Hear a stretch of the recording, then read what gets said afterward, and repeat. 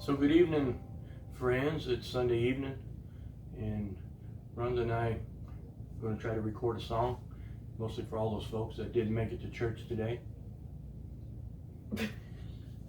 So, when I was in the hospital, it was about the third week, and finally I reached this point where, I could really breathe.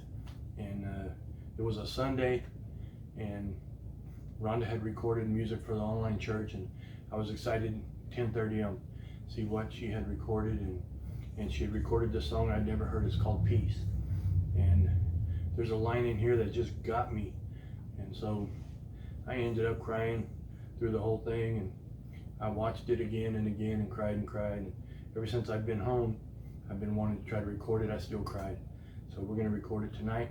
No crying. So after this, though, I had recorded a video with something else that I had just really wanted to share, and I recorded a video. It's about 16 minutes, and it's all about one night while I was on the ventilator, and it has to do with all of you folks answered prayers. And so I hope you'll stay after we finish this song and listen to that, and it might change how you think about God and God's abilities. I know it certainly did mine. So ready to get through this without crying? Are you? We'll see.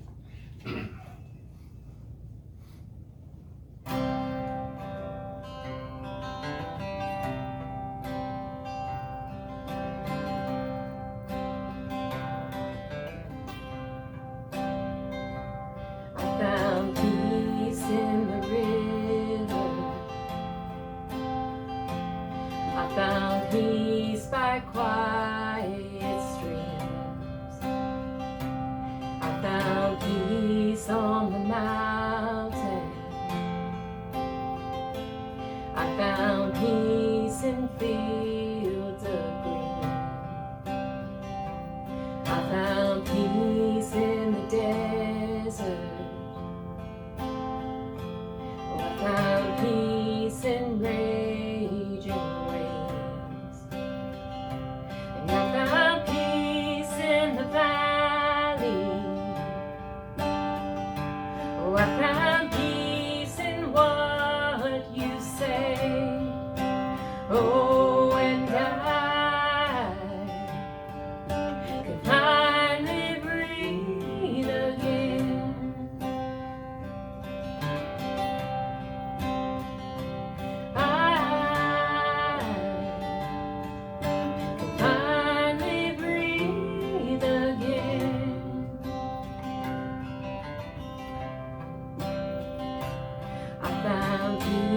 In the chaos, I found peace in suffering. Oh, I found peace in confusion, and I found peace inside of me. Oh, and I can finally breathe again.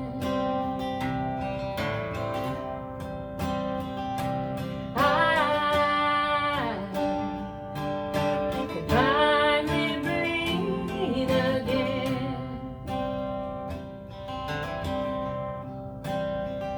'Cause I found peace in the river, and I found peace in suffering. And I found you on the mountain. You were always around me. Oh, and I can finally breathe again.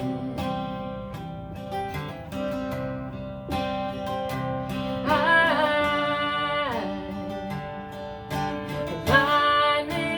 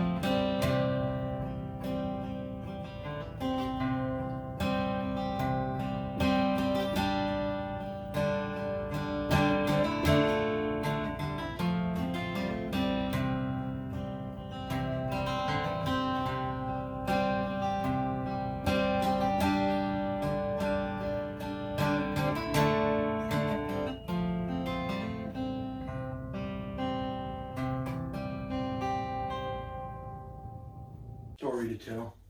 Miss Val asked me if I might be able to record a video about miracles, and it just so happens that I've been involved with a miracle fairly recently, so I'm going to give it a try to tell my story. It's very personal, and it involves Rhonda and I, and we really haven't talked about this to anybody. It's brought a lot of tears to me every time I think about it, so I'm going to try. Here's my story. This is probably most people that watch this know. A few months ago, in early April, I was strong as an ox. I could do anything I wanted. Then one day I felt a little sick, and the next day I was full on sick, and another couple of days I'm at the hospital, and a couple of days after that I'm basically dying on a ventilator. This all happened just really quickly, and even when I was at the hospital, and I'm going to probably talk more than it seems like necessary about this time in the hospital and exactly what I went through, because this is important to this story.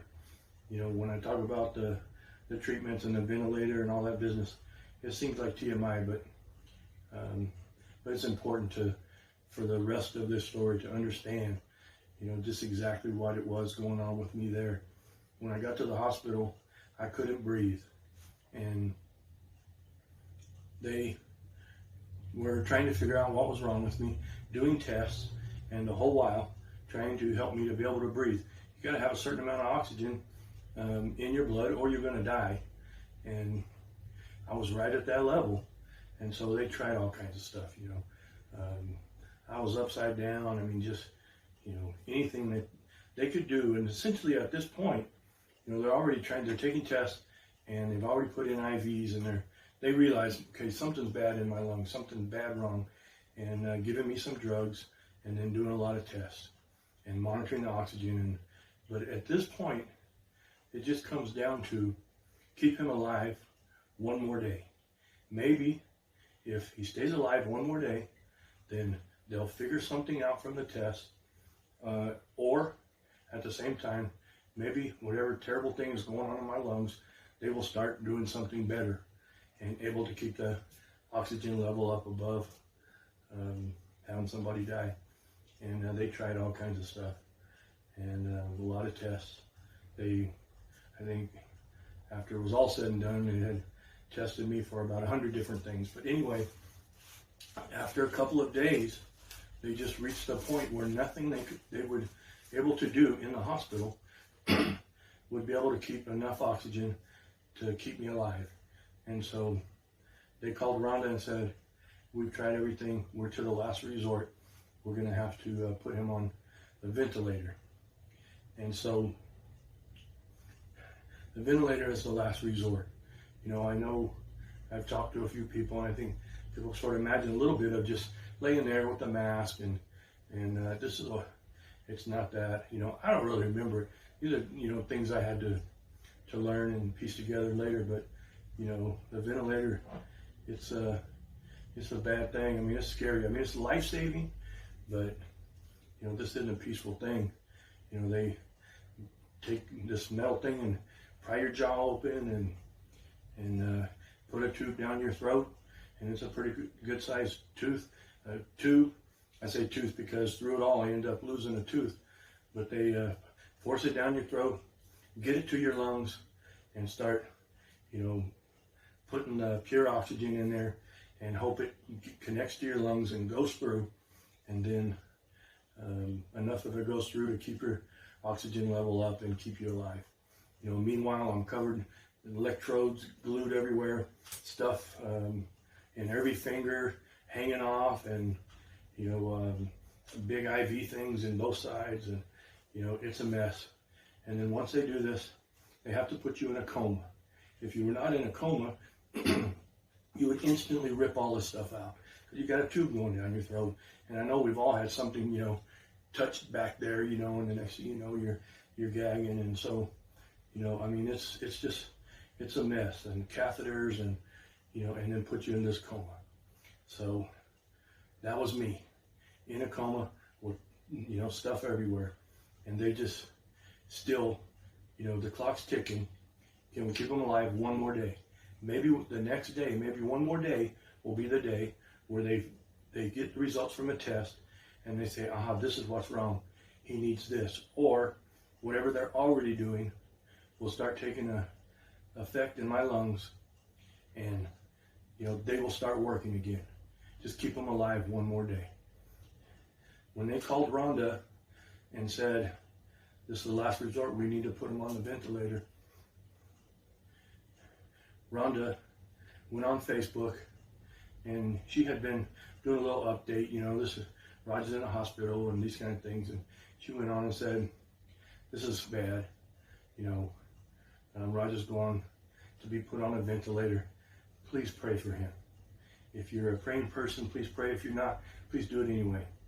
And oh man, within an hour, her post had been shared 50 times, and and then those people's posts had been shared, and I'm telling you, it was amazing. There were people, hundreds if not thousands, praying all over the world. And this is something, of course I didn't know this, but I learned of it later, and I started seeing it and reading about it, and it was very overwhelming. So Rhonda put this out, and all of these people start praying, okay? Rhonda, every day, would go to the hospital. We couldn't be together. The moment I walked up to the hospital, that was it. I looked back from the ambulance and waved to her, and that was the last I saw of her. I was by myself. She was by herself through all of this. And so Rhonda would drive to the hospital. She would park in the parking lot just to try to be a little bit closer. And she would pray and cry and pray and cry.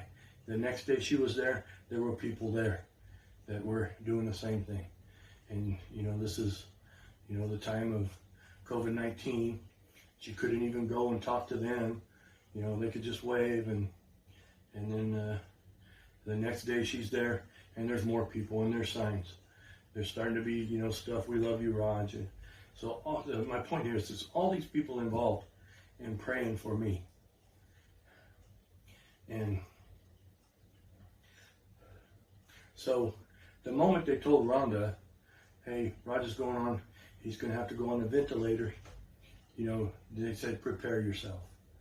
And at that time, you know, in that particular month anyway, most people died that went on the ventilator. It's better now this last month. I know that most people lived. But that month, most people died, and they told Rhonda, prepare yourself. You know, we'll, you know, hoping that, you know, 20 days, they'll figure something out. And so Rhonda knew, you know, this is a grave situation. This is scary. And so you kind of have a picture of what's going on with me. And now Rhonda is every day going and praying. You know, all of these people are praying. And you can stay busy all day and praying and, you know, involved, but eventually it's going to be in the dead of night.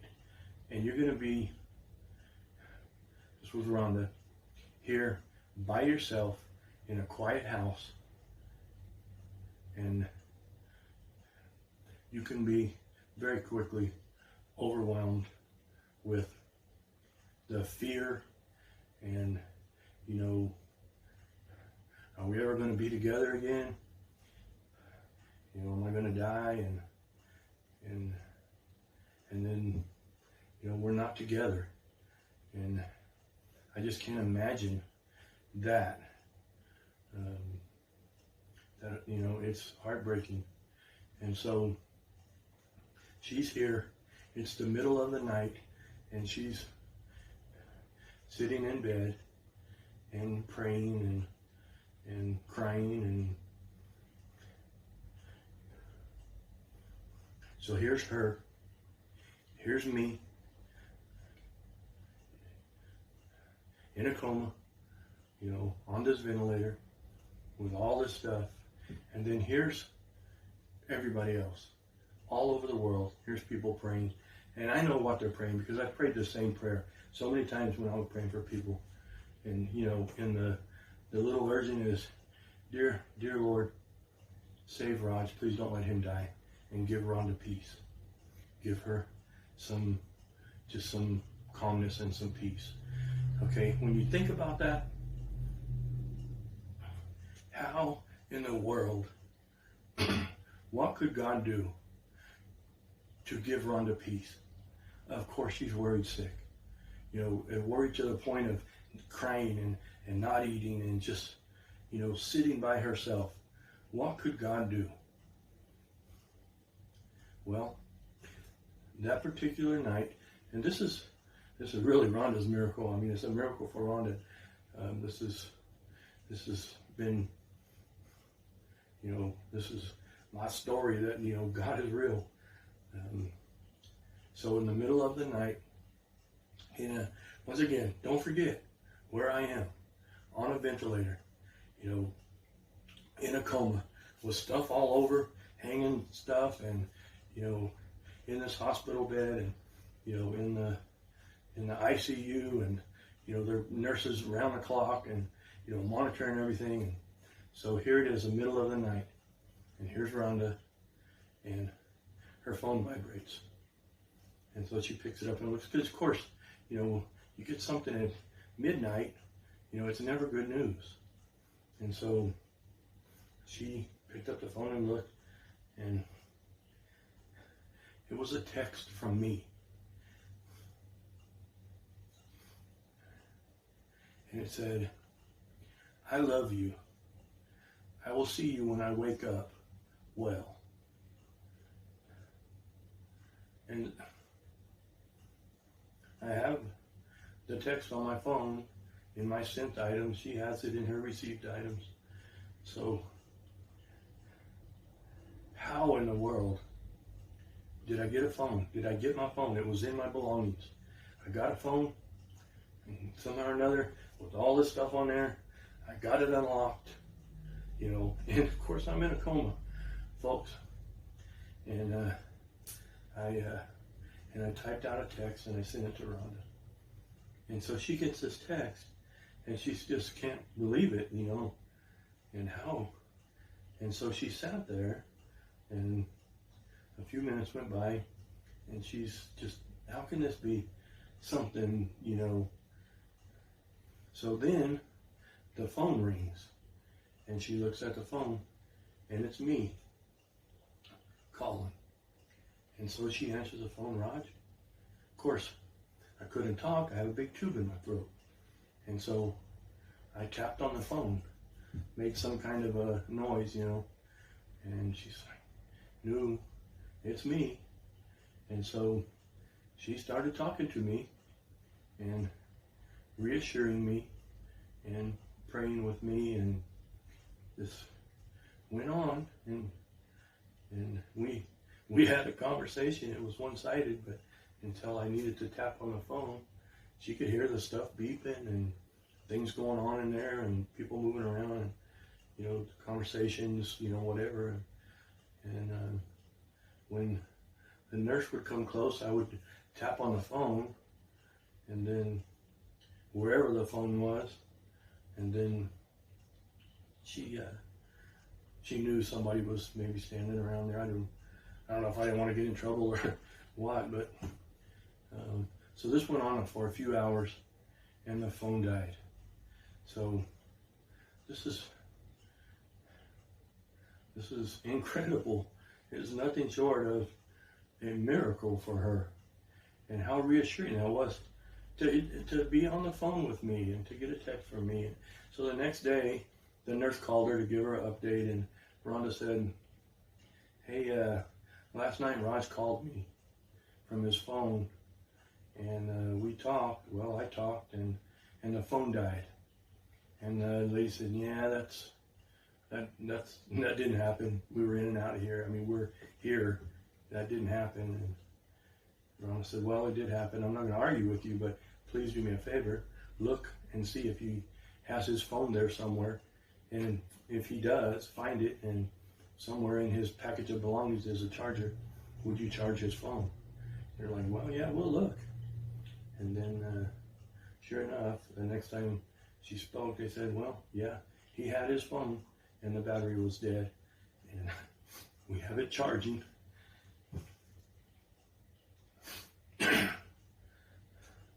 So, it's a miracle. That is impossible. And yet it happened. Have the phone log on my phone. It shows my call. Has it on Rhonda's phone. Shows received a call. This happened. And God is real. And God heard those prayers. Please give Rhonda peace. And he did. God did. And that was something nobody could have dreamed. How will God do this?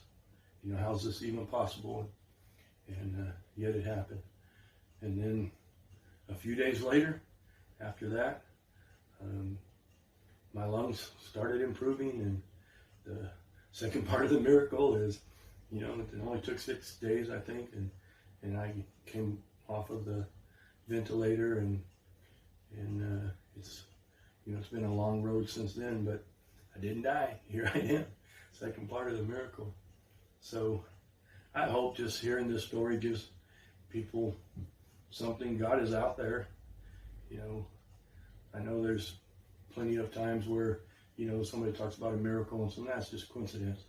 Okay, well, this is a miracle. That's impossible for me to somehow or another get a phone out of my stuff, get it over there with all of the stuff I had going on, and get it unlocked and type out a text, and then turn around and dial and make a phone call, and, you know, the whole while in a drug-induced coma and with a tube down my throat. So that's a miracle, and that's my story.